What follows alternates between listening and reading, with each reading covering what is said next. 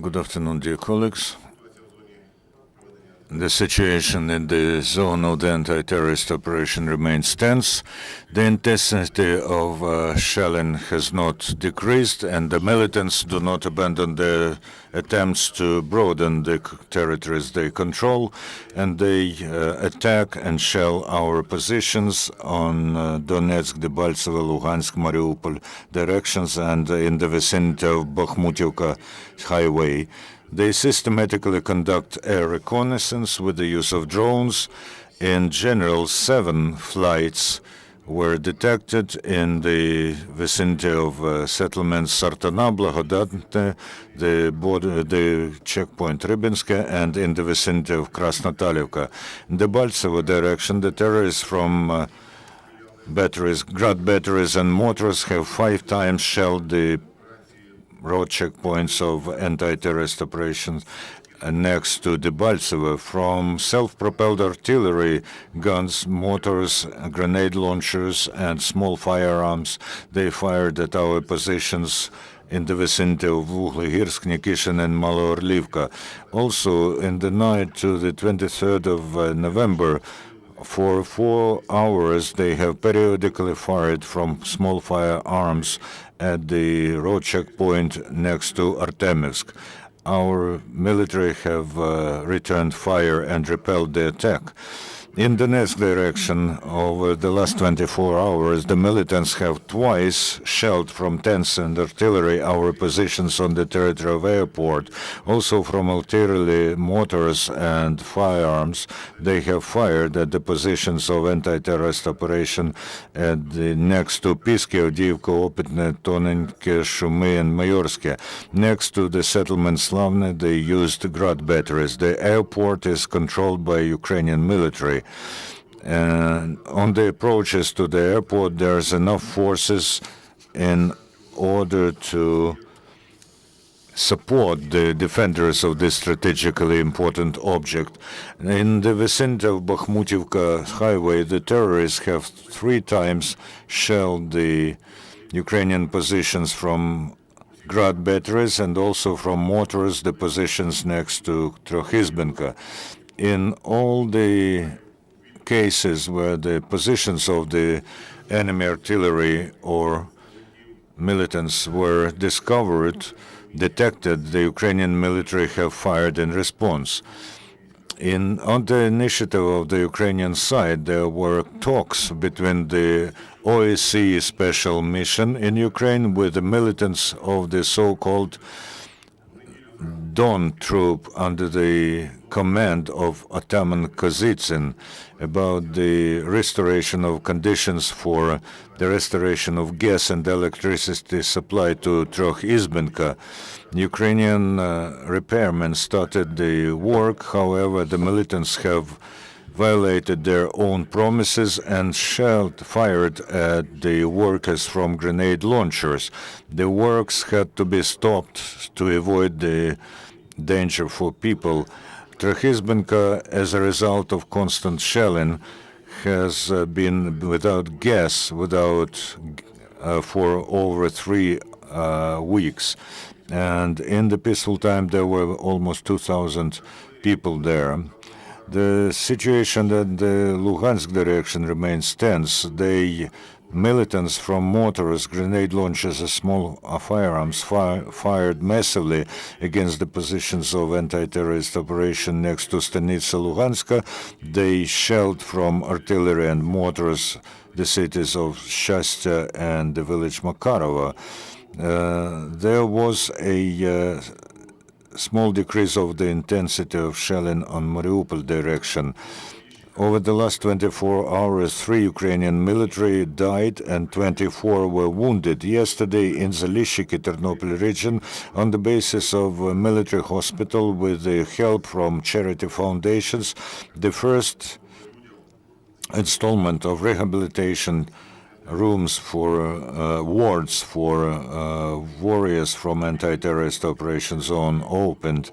In Rivne region, the volunteers of the group Help to the Army Rivne conduct a series of trainings from the combat tactical medicine in order to teach to deliver pre-doctors medical help to Ukrainian patriots who protect territorial integrity and sovereignty of our country. In Zhytomyr, the specialists of the land service and local self-government bodies have confirmed 271 decisions about the permits for the plots of land for the anti-terrorist operation participants. Also, as for the time being, 2,500 members of the participants in the anti-terrorist operation got the status of the participants in combat action.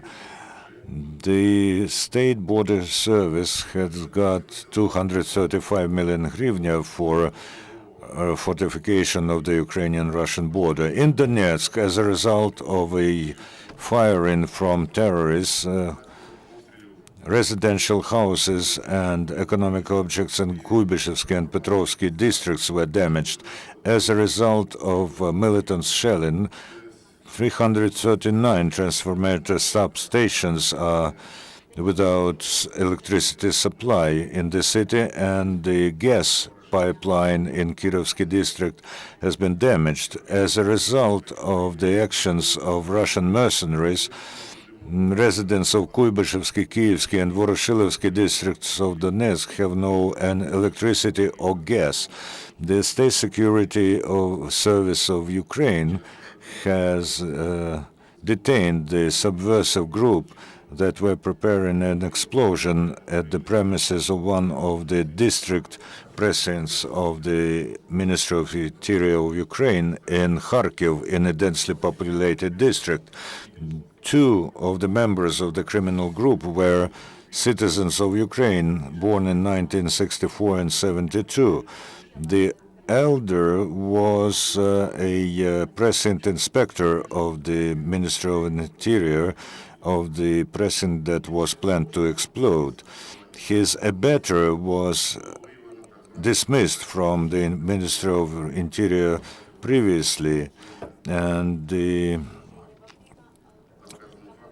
during the search at the flat of one of the criminals, the so-called sticking mine SPM was found that was planned to glue in or stick in, that was planned to be used for terrorist act. Today, the meeting of Mr. Poroshenko with the President of Lithuania, Dalia Grybauskaitė, has started. They plan to discuss a broad range of issues. Yesterday, Dalia Grybauskaitė said that she is in favor of providing Ukraine with military help from European Union. The ambassador of the USA in Russia, John Teft, said that so far there are no clear steps that Russia would take in order to influence the situation in the eastern regions of Ukraine. On the contrary, the situation becomes ever more critical, he said. Over the last months, only the workers of the State Service for Emergencies have delivered 400 tons of humanitarian help to Donbass, which includes food products and first amenity, first necessity products, and 10 million hryvnia from the state budget were allocated for this in order to provide for the first needs of Donetsk and Luhansk residents' needs. Jamie Detmer, Daily Beast. Two questions, sir. I just come back from southeast Ukraine. It is very noticeable that the separatists have, a lot of separatists I saw had winter clothing, new camouflage winter clothing, whereas many of the Ukrainian soldiers I saw, and particularly the volunteers, did not have winter clothing. When is winter clothing going to get down to southeast Ukraine? Would it also be going to volunteers as well as regular Ukrainian soldiers? Second question is, you talk about shellings from the rebels. I assume that there was some kind of response from the Ukrainian forces. Can you talk about any responses that Ukrainian troops made to shelling from the separatists?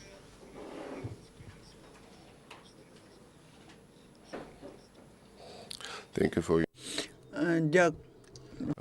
Перше, що стосується First, on winter clothing to military who are in the anti-terrorist operation zone. We received from the leadership of the law enforcement bodies the information that the issue of transporting warm clothing and everything needed to heat people there, the so-called heating stoves and other things, that is being done, but we do have information that not everyone has it. But as far as I understand, as far as I know, the Minister of Defense is personally controlling that, so that in the nearest future this issue is addressed as to providing all that to volunteers. The law enforcement bodies are not providing everything to volunteers, because volunteers, they are providing a lot of assistance to our military, and they provide assistance to themselves, and we are grateful to them for that. As to your second question about the behavior of those who are terrorists, they're not rebels. So I would like to request you not to use the word rebel, but the terrorist. The thing is that not a single day passed so that they do not violate Minsk agreements. The Ukrainian side is executing all the agreements, and when there are shellings to our positions, our military are firing back. If this is the attack, they are rebelling the attack. If it is shelling, they identify the firing points of the enemy, and they eliminate, our artillery eliminates these points. And that is done at a very high level now. So we don't see any attempts to start an open attack on Ukrainian positions. Any other questions? Two questions, brief questions. First, the militants said that they are ready to make Donetsk and Shastya demilitarized zone. What are the actions, what the attitude of Kiev to that, or the reaction of Kiev? Thank you. We expect when the military finish their home assignment, and that is item 1 of Minsk agreement, which is ceasefire. That is one of the first requirements of Minsk protocol and Minsk memorandum. As soon as they do that, then we can talk about implementation of other items of Minsk agreements. And the second question, they stated that they are ready to receive humanitarian assistance from Kiev. Will there be any humanitarian assistance sent from Kiev? Many times, the representatives of the State Service on Emergency Situations were trying to send humanitarian assistance there, but there was a refusal from receiving this assistance, and that assistance was distributed to the settlements which are under the control of Ukrainian forces. That's more than 400,000 tons of humanitarian assistance. It has been distributed to local population. The terrorists are addressing to give them something. Probably they were addressing Moscow. If they want to receive it from Ukraine, they have to satisfy all the conditions. They have to ensure the conditions so that this assistance can be brought there. In this case, the representatives of the International Committee of Red Cross are to be involved, just like it should be according to international rules of providing humanitarian assistance. Last week, you stated that from Russian side there were shellings of Ukrainian territory registered. And is there a reaction of the OSCE on shelling of Ukrainian territory by from Russia? During the last 24 hours, the Russians were not shelling at Ukrainian positions from their territory. Why, we do not know. They were not shelling. and OSCE, the representatives of OSCE, who are now working on increasing their presence, increasing their enlargement of their mission. Every day in their reports, they report on what they see. They work on this line of delineation line, and then on some of the points on the border which are not controlled by Ukrainians. Gennady Moskal called upon the citizens in Lugansk region to make trenches. What do you know about that? And there's information that the militants from DNR, LNR brought the machines or devices to print money. Is that true? I will start from the second question. A week ago, for the first time, there was information that on the territory of Donbass, there was an equipment brought to print Ukrainian money, and we warn almost every day that there is a danger that the false banknotes could be disseminated. So we call upon population to be very careful in any trading operations, because there's a high probability that such money will appear in the markets when people pay to each other. So we remind again so that our citizens do not fall victims to these falsifications. As soon as they have a suspicion that they are offered for some goods, some fake banknotes, the banknotes which do not satisfy the criteria of real hryvnia, and that's easy to say because the paper should be of different quality, the color,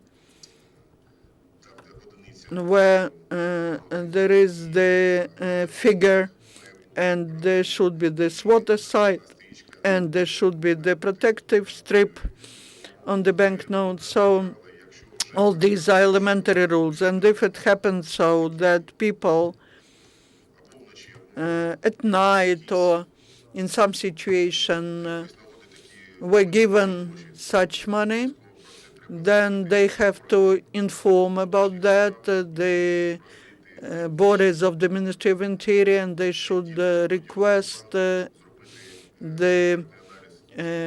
any bank to do the expert analysis of this banknote, and during 5 days they have to do that and give you an answer whether that is really a fake banknote. But we call upon you, please, if you have this faked banknote, do not use it to buy something, because immediately you will be accused by people who are more careful than you are.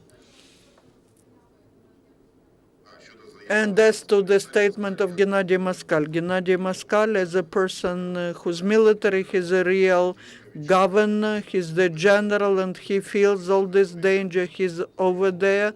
So we really appreciate his work. He all the time he goes to different settlements, the settlements which were shelled. We understand that he has his own sources of information, and he does all these additional protection structures that please ask your questions into the microphone.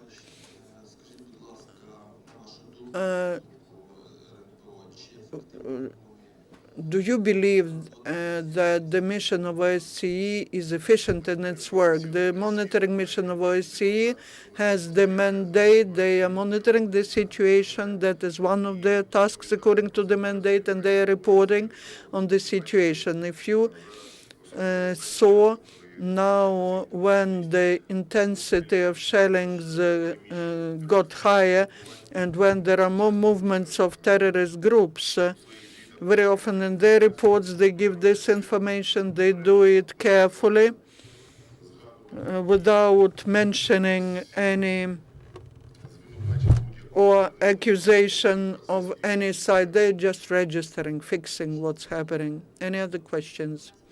Once you have no more questions, thank you, and tomorrow the